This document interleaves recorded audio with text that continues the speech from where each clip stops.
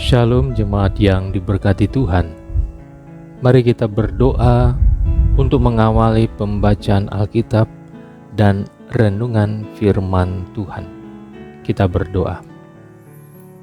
Bapa kami yang ada di sorga, kami mengucap syukur atas kesempatan yang masih Tuhan berikan bagi kami untuk menerima dan berkarya dalam kehidupan hari ini.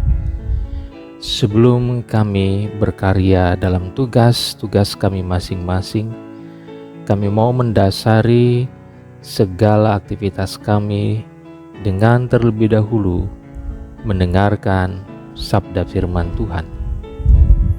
Berilah kepada kami hati dan pikiran yang tertuju kepada sabda firman-Mu, supaya mendapatkan penerangan dan tuntunan hikmat Tuhan dari firman itu yang menerangi jalan hidup dan karya kami.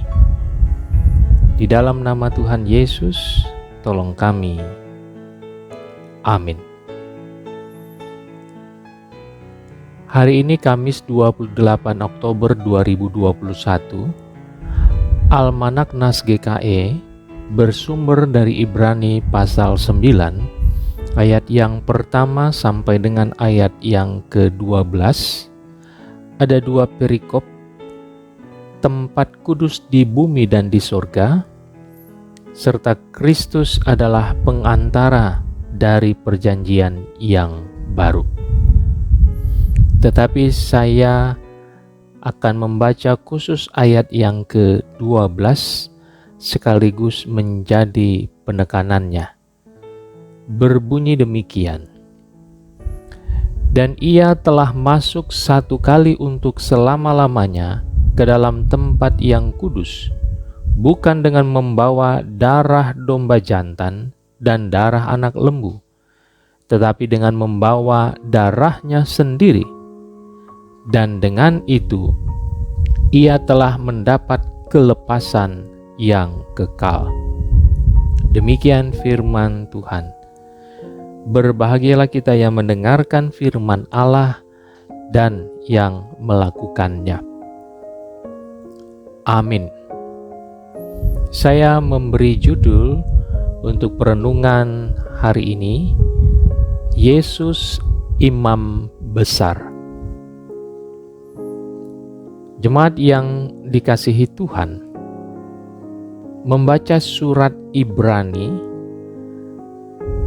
akan terkesan kita dituntun dengan ulasan informasi seputar tradisi dan peraturan keagamaan dari orang-orang Israel masa lalu. Rupanya kesan itu tidak salah.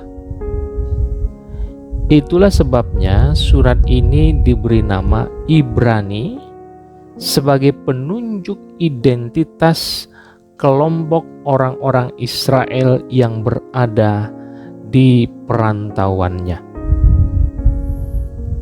Tetapi apa hubungan dan apa tujuan surat Ibrani ini? Bukankah orang-orang Kristen sebagai alamat tujuan penerima surat ini bukan kelompok beragama Yahudi, sehingga mereka harus diingatkan berulang kali tentang peraturan dan tradisi keagamaan Yahudi? Apakah surat Ibrani ini bertujuan membawa kembali untuk mewariskan dan menghidupkan kembali tradisi dan peraturan nenek moyang Israel, sehingga menghasilkan perpaduan dua keagamaan Yahudi dan Kristen? Jemaat yang dikasihi Tuhan Yesus, kita jangan gagal paham lalu menduga sama seperti pertanyaan-pertanyaan tadi. Sesungguhnya surat Ibrani ini secara khusus pada pasal yang ke-9 hendak menegaskan tentang keunggulan posisi Tuhan Yesus sebagai imam besar dan kurban dibandingkan imam besar dan kurban dalam tradisi dan peraturan Israel yang lalu. Itulah sebabnya keunggulan Yesus ditulis berulang-ulang kali dengan maksud tidak ada alasan bagi umat untuk meninggalkan Yesus, sebab Dia imam besar yang sempurna. Ia telah menyerahkan dirinya menjadi kurban penghapus dosa. Jauh lebih besar kedudukannya dibandingkan para imam manapun, apalagi sampai mereka kembali kepada perjanjian yang lama, kurban yang lama yang tidak terlalu banyak menolong. Almarhum Pendeta Eka Dharma Putra dalam satu bukunya mengatakan bahwa Yesus Kristus adalah kurban yang baru, yang lebih sempurna. Yesus Kristus dikatakan telah melintasi kemah yang besar dan yang lebih sempurna yang bukan dibuat oleh tangan manusia, melainkan datang langsung dari sorga. Lihat ayat yang ke-11. Selain itu, ia telah masuk satu kali untuk selama-lamanya ke dalam tempat yang kudus, bukan dengan membawa darah domba jantan dan darah anak lembu, melainkan dengan menyerahkan darahnya sendiri sebagai kurban penghapus dosa. Yesus Kristus menjadikan dirinya sendiri sebagai kurban bagi Allah. Tidak ada persembahan yang lebih indah dan lebih berharga daripada persembahan dirinya bagi orang lain. Dengan itu, Yesus Kristus telah mendapat kelepasan yang kekal. Ayatnya yang ke-12. Imam besar hanya setahun sekali masuk ke dalam kemah suci, dan mereka harus melakukan itu setiap tahun. Setiap kali kurban harus dipersembahkan.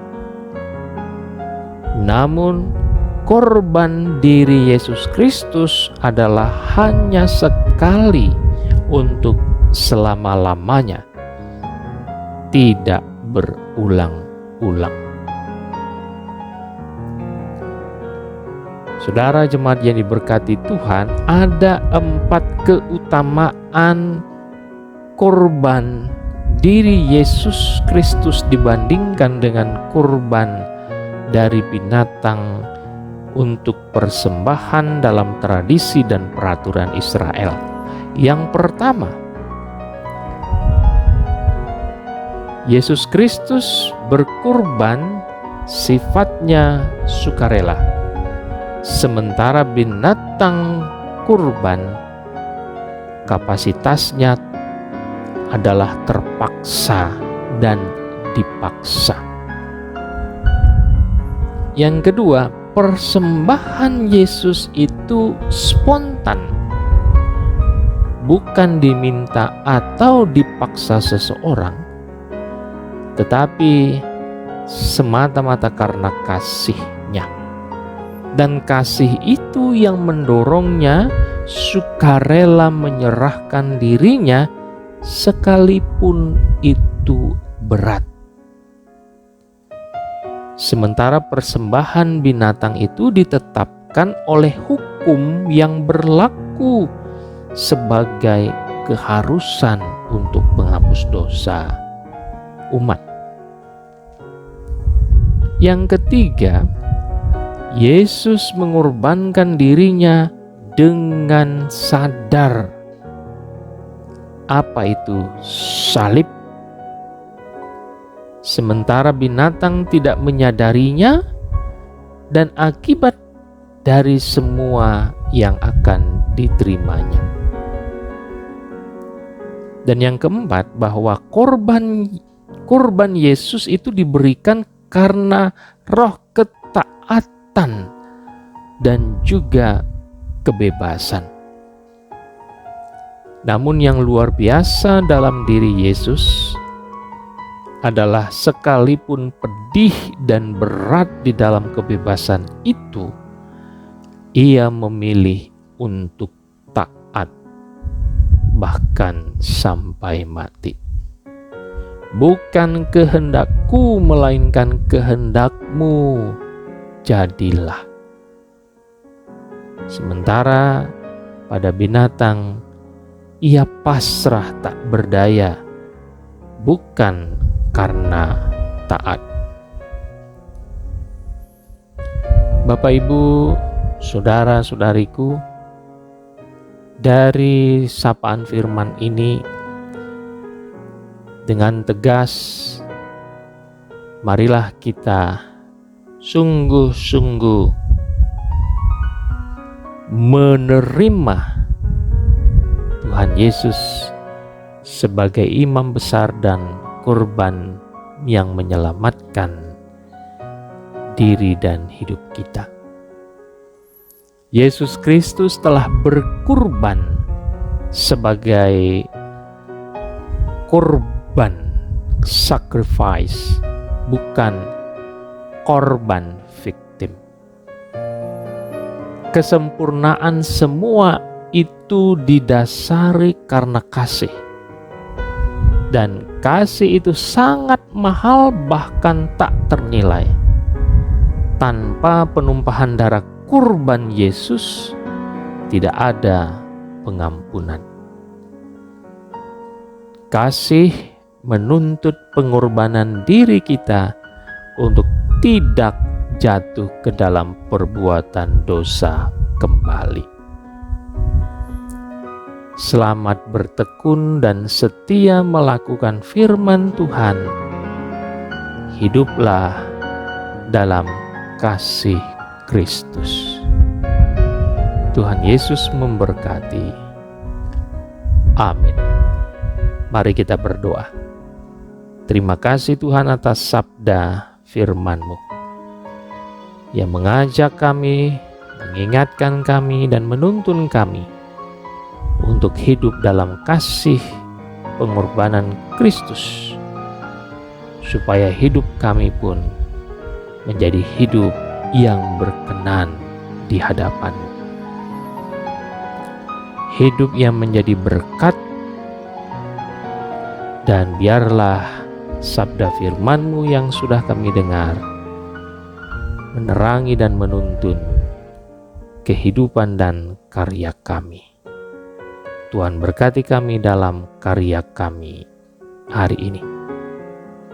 Terpuji nama-Mu dari sekarang sampai selamanya, dalam nama Tuhan Yesus kami berdoa.